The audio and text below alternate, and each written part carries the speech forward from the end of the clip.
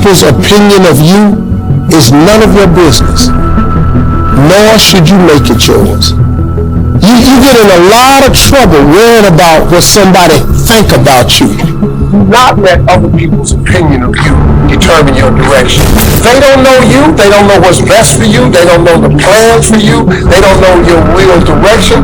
And most of these people who have opinions of you are not even really well-meaning people. The answer to your success lies purely between you and your relationship with God. You need to look closely at the person that's providing you their opinion. Do they take their own advice? Do they listen to others when others advise? Hardly ever, man. Be careful when you are taking direction from people who are not where you're trying to go. I was listening to Joel Osteen on TV one day. He said, other people's opinion of you is none of your business, nor should you make it yours.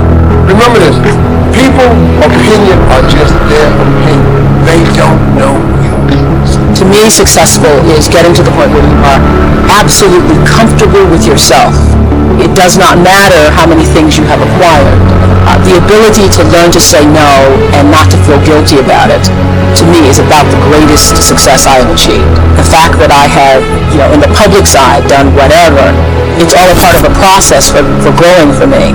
But to me, to have the kind of internal strength and internal courage it takes to say, no, I will not let you treat me this way, is what success is all about. It's the same thing that prevents you from being abused as a child, that prevents you from being abused as an adult, that allows you to build success for yourself. I will not be treated this way. I demand only the best for myself.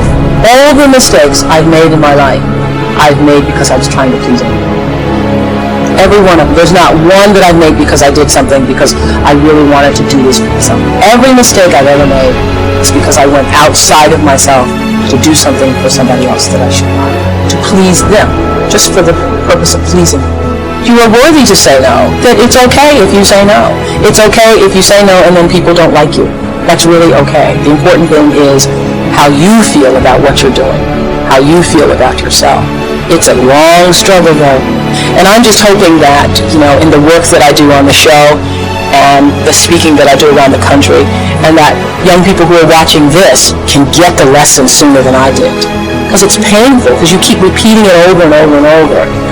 Here's another big one. Learn to say no. I'm telling you, in such a social society we have now, it's so easy to try to be a nice person, saying yes, yes, yes to everything. Find yourself overloaded. Now you got to call and make gosh, all the time it takes to back out of something that you said yes to too quickly. My friend Ron Reynolds says, don't let your mouth overload your back. I used to be one of those people who had the disease to please. I said yes many times when I knew I should have been saying no, and then I would be mad at myself for saying yes.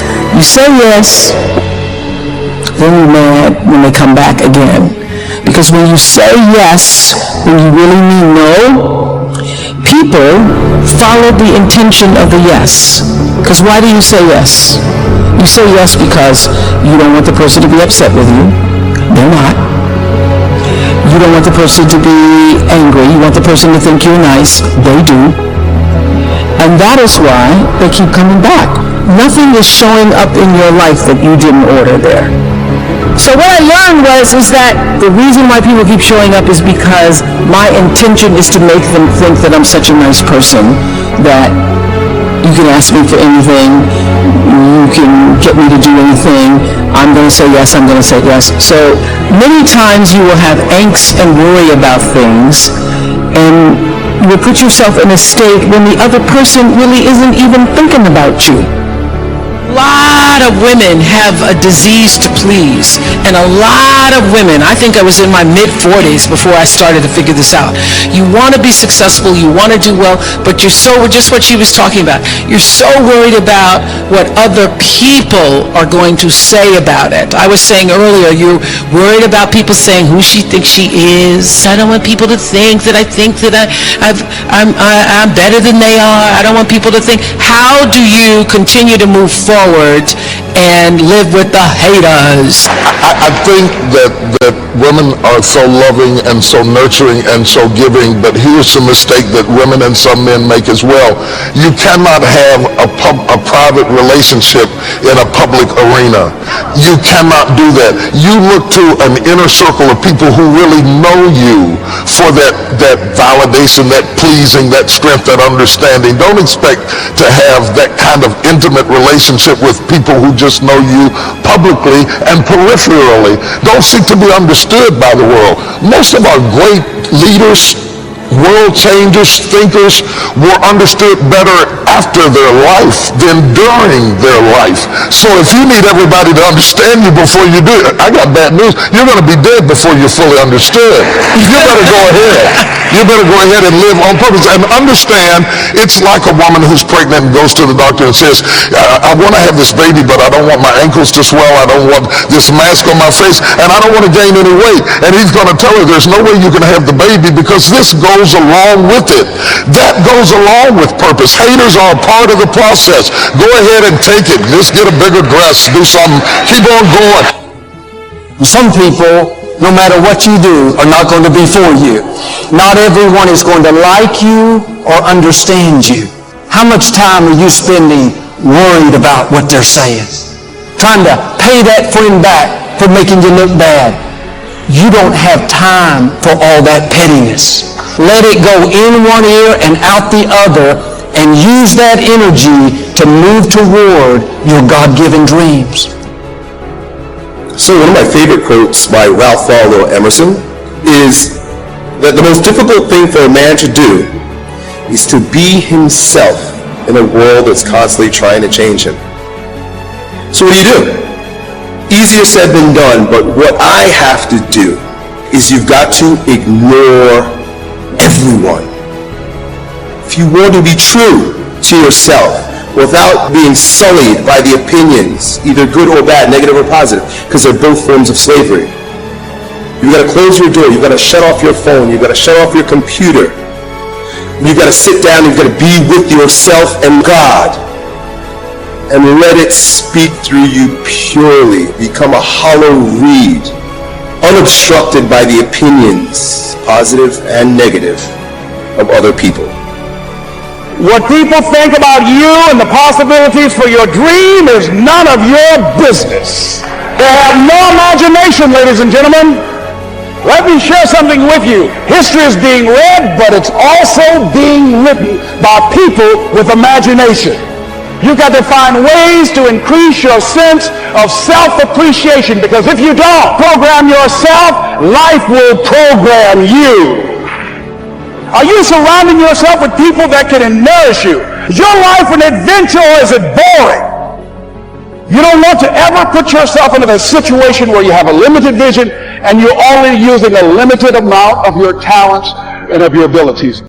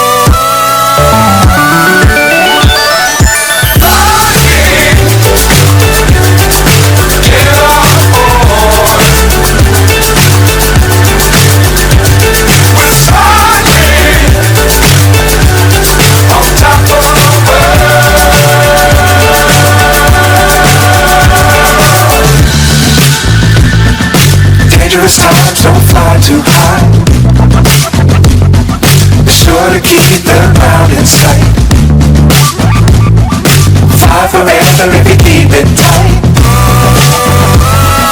Love the world but keep the sky on your mind.